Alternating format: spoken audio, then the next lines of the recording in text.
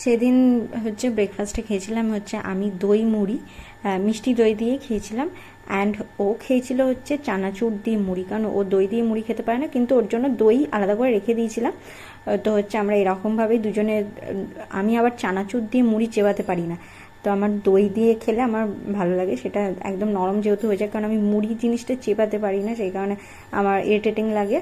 এইটুখানি দই নয় কিন্তু মোটেও, আমি অনেকটাই দই রেখেছিলাম, ওর লাস্টের টুকুটা দেখাচ্ছে, মানে ভিডিওটা সেই সময় আমি স্টার্ট করেছি সেই কারণে। অ্যান্ড তারপর কিন্তু আমি দুপুরবেলা রান্না করেছিলাম হচ্ছে কলমি শাক ভাজা, আর হচ্ছে রান্না করেছিলাম হচ্ছে তার সঙ্গে পেঁয়াজ কেটেছিলাম, অ্যান্ড রান্না করেছিলাম হচ্ছে চিকেন হচ্ছে আলু দিয়ে একদম কষা কষা করে, একদম লাল লাল করে ঝাল। তো আমাদের কিন্তু মাছের থেকে বেশি চিকেনটাই হয়, কারণ আমরা দুজনেই চিকেন খেতে খুব ভালোবাসি, সেই কারণে। আমাদের মতো তোমরা কারা কারা আছো অবশ্যই কিন্তু কমেন্টে জানিও, আর ভিডিওটা ভালো লাগলে অবশ্যই একটা লাইক আর ফলো করে প্লিজ আমার পাশে থেকো। তো আজকের জন্য টাটা।